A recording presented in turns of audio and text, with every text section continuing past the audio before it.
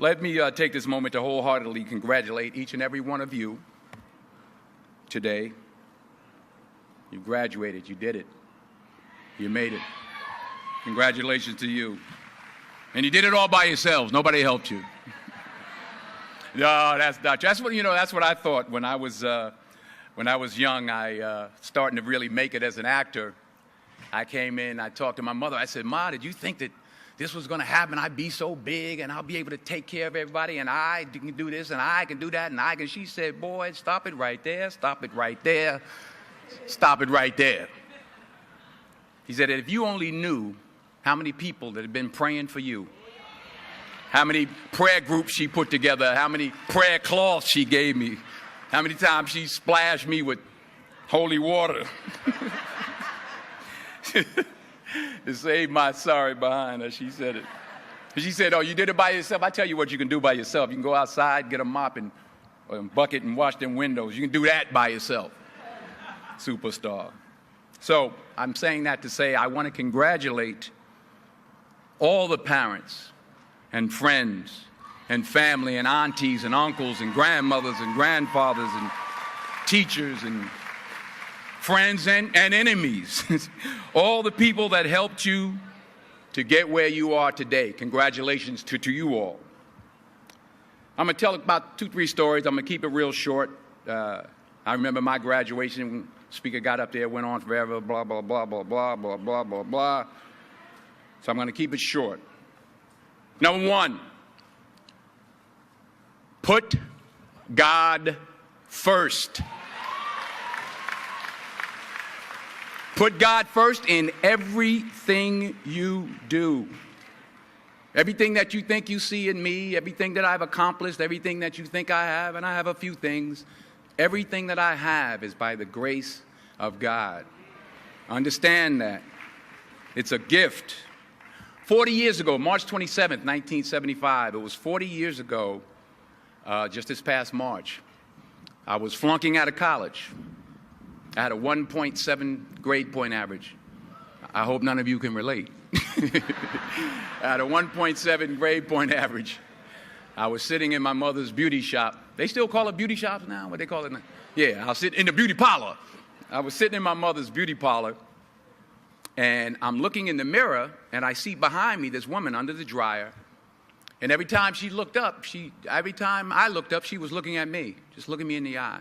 And I didn't know who she was, and I said, she said, "Somebody give me a pen, give me a pencil. I have a prophecy." March 27, 1975. She said, "Boy, you are going to travel the world and speak to millions of people." Now, mind you, I was flunked out of college. I'm thinking about joining the Army. I didn't know what I was going to do, and she's telling me I'm going to travel the world and speak to millions of people. Well, I have traveled the world, and I have spoke to millions of people. But that's not the most important thing, the success that I had. The most important thing is that what she taught me and what she told me that day has stayed with me since. I've been protected. I've been directed. I've been corrected. I've kept God in my life, and it's kept me humble. I didn't always stick with him, but he always stuck with me. So stick with him in everything you do. If you think you want to do what you think I've done, then do what I've done and stick with God. Number 2, fail big. That's right. Fail big. Today is the beginning of the rest of your life, and it can be very frightening. It's a new world out there. It's a mean world out there, and you only live once. So do what you feel passionate about. Take chances professionally. Don't be afraid to fail. There's an old IQ test, was 9 dots, and you had to draw 5 lines with a pencil within these 9 dots without lifting the pencil. The only way to do it was to go outside the box. So don't be afraid to go outside the box. Don't be afraid to think outside the box. Don't be afraid to fail big, to dream big. But remember, dreams without goals are just dreams, and they ultimately fuel disappointment. So have dreams, but have goals. Life goals, yearly goals, monthly goals, daily goals. I try to give myself a goal every day. Sometimes it's just to not curse somebody out. Simple goals, but have goals. And understand that to achieve these goals, you must apply discipline and consistency.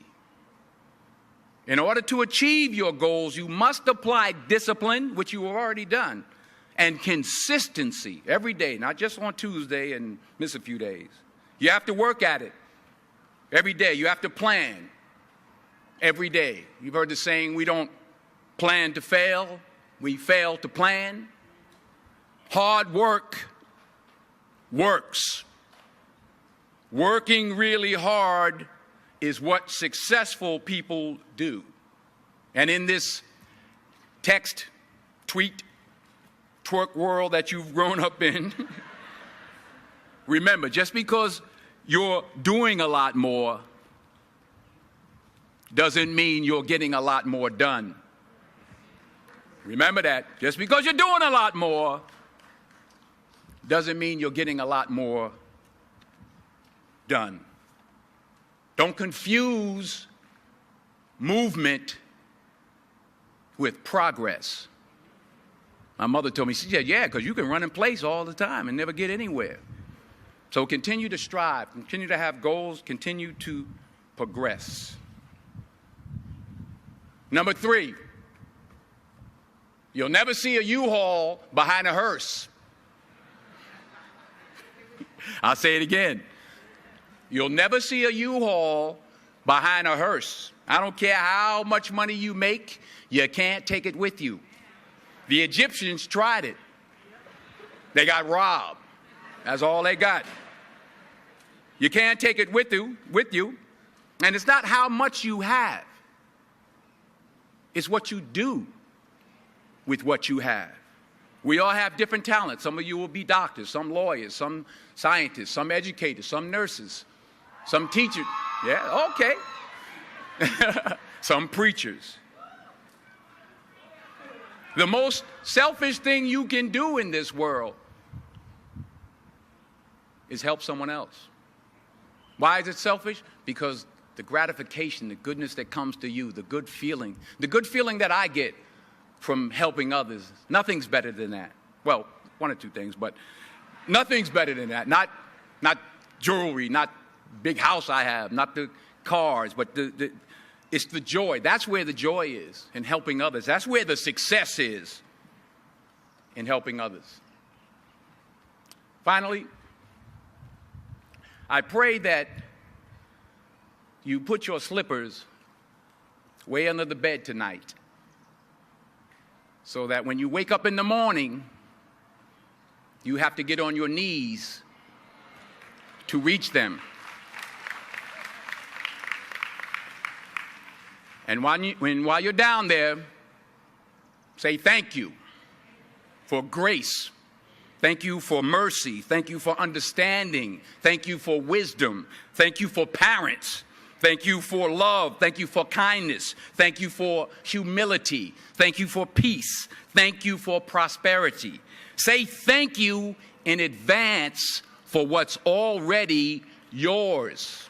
It's how I live my life. That's why I am, one of the reasons why I am today.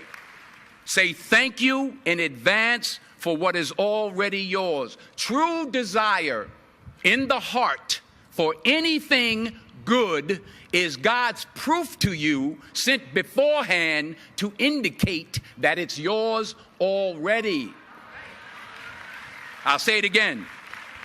True desire in the heart, that itch that you have, whatever it is you want to do, that thing that you want to do to help others and to grow and to make money, that desire, that itch, that's God's proof to you, sent beforehand already to indicate that it's yours.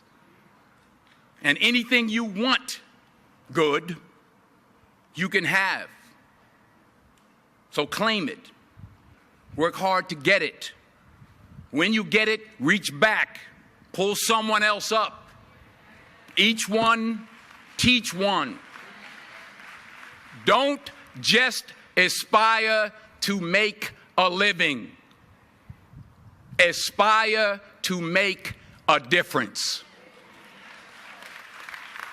Thank you.